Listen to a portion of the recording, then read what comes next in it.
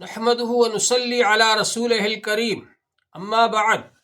فاعوذ بالله من الشيطان الرجيم بسم الله الرحمن الرحيم قال الله تبارك وتعالى في القرآن المجيد والفرقان الحميد الرحمن علم القرآن خلق الإنسان علمه البيان وقال الله تعالى اقرأ باسم ربك الذي خلق خلق الانسان من علق۔ محترم حضرات، اللہ جل شانہ کا بڑا کرم ہے، احسان ہے کہ اس نے ہم کو مذہب اسلام عطا فرمایا۔ مذہب اسلام علم والا مذہب ہے۔ مذہب اسلام میں اللہ جل شانہ نے سب سے پہلی وحی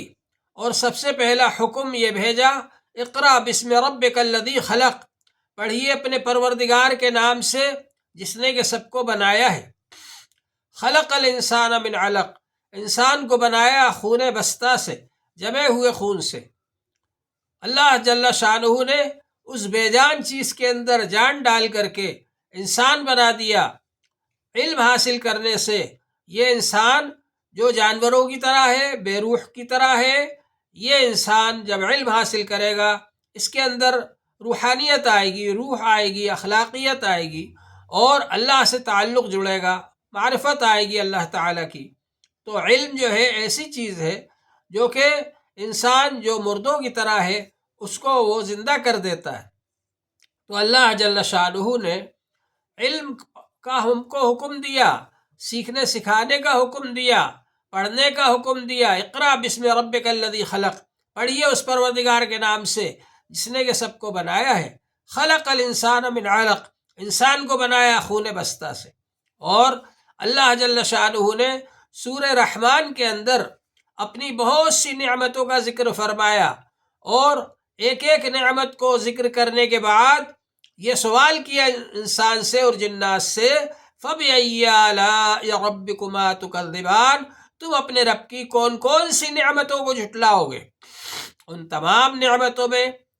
سب نعمتوں سے پہلے اللہ جل شانہ نے جس چیز کا ذکر کیا وہ یہ ہے، الرحمن علم القرآن، رحمان وہ ہے جس نے کہ قرآن کی تعلیم دی۔ رحمان صفت رحمانیت کی وجہ سے، اپنی مہربانی کی وجہ سے اللہ جل شانہ نے انسانوں پر رحم کرتے ہوئے ان کے لیے قرآن پاک کو نازل فرمایا اور قرآن پاک کی ان کو تعلیم دی۔ یہ اللہ جل شانہ کا سب سے بڑا احسان ہے انسان کے اوپر۔ حالانکہ انسان کو بنانا اور تخلیق پیدا کرنا یہ بھی اللہ جل شانہ کا کارنامہ ہے اور یہ بھی اللہ تعالیٰ کا بڑا احسان ہے، لیکن اس کو اللہ تعالیٰ نے بعد میں بیان فرمایا۔ خلق الانسان علمہ البیان، انسان کو بنایا اور اس کو قوت گویائی عطا فرمائی، اس کو بولنے کا طریقہ سکھایا، اس کی زبان میں بولنے کی طاقت رکھی، یہ بھی اللہ جل شانہ کا احسان ہے۔ لیکن ان سب کا مقصد، انسان کو بنانے اور پیدا کرنے کا مقصد اور اس کی زبان میں قوت گویائی رکھنے کا مقصد اور اس کو بولنے کی طاقت دینے کا مقصد یہ ہے کہ انسان قرآن پاک پڑھے اور پڑھائے۔ اس لیے اللہ جل شانہ نے تخلیق انسانی سے بھی پہلے، انسان کو پیدا کرنے کی نعمت سے بھی پہلے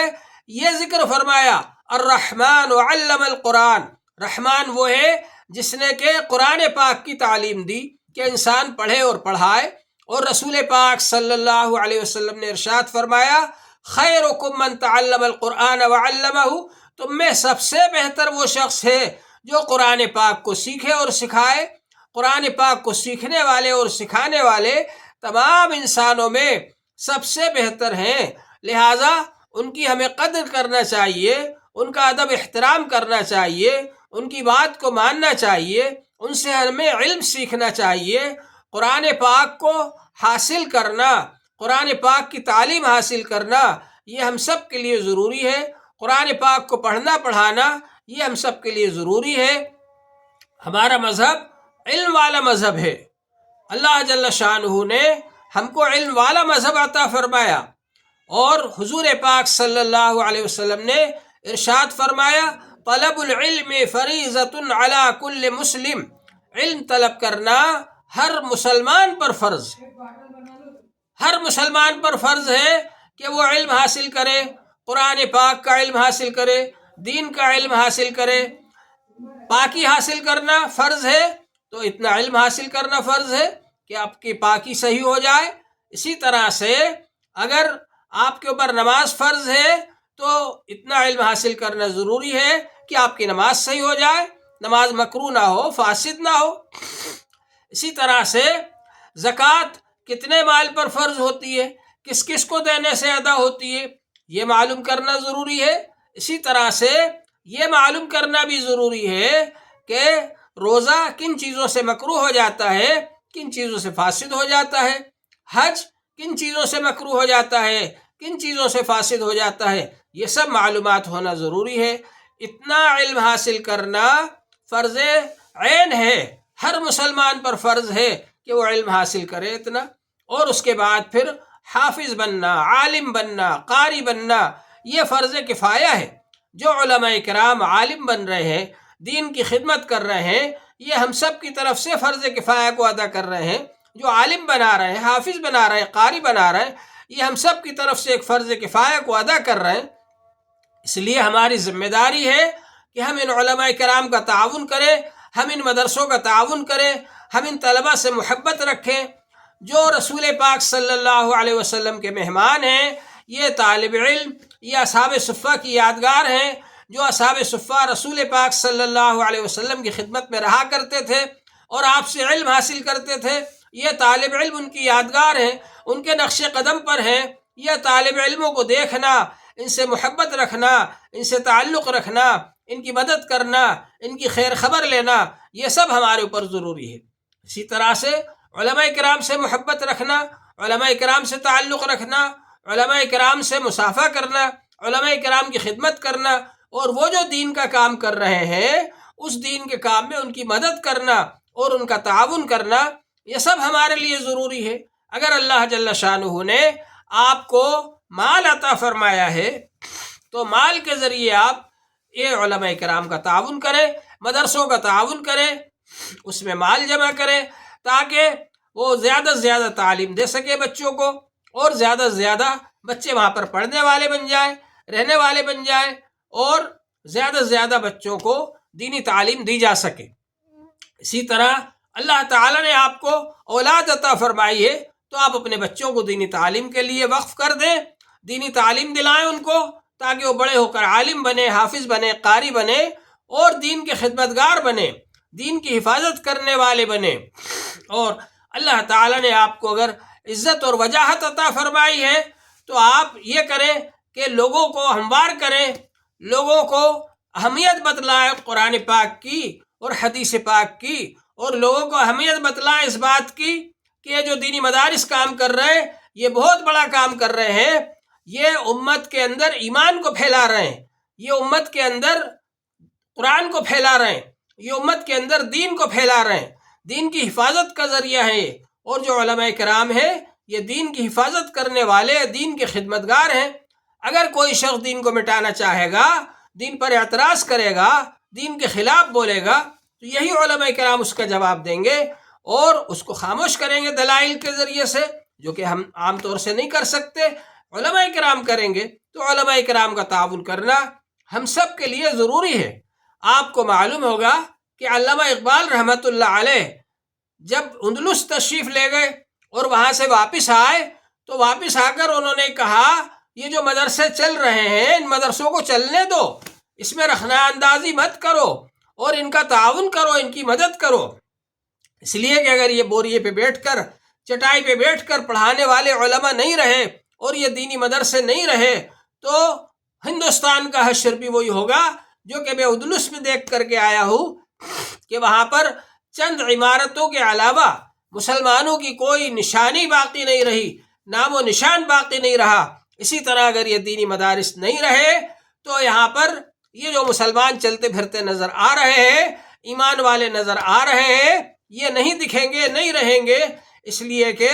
جب ایمان کو پھیلانے والے نہیں رہیں گے، جب دین کو پھیلانے والے نہیں رہیں گے تو لوگ دین پر کیسے جمے رہیں گے؟ علماء کرام کے ذریعے سے لوگ دین پر استقامت اختیار کرتے ہیں، دین پر جمے رہتے ہیں۔ اس لیے کہ اگر دین کے خلاف کوئی بولتا ہے، دین کے خلاف کوئی اعتراض کرتا ہے تو علماء کرام اس کا جواب دیتے ہیں اور عوام کو بتلاتے ہیں کہ ہمارا دین بہت مضبوط بنیادوں پر قائم ہے، ہمارے پاس مضبوط دلائل ہیں، اور ہمارے اوپر جو اعتراض کیے جا رہے ہیں وہ اعتراض صحیح نہیں ہے، اور ان کے جوابات دیتے ہیں۔ تو اس طرح سے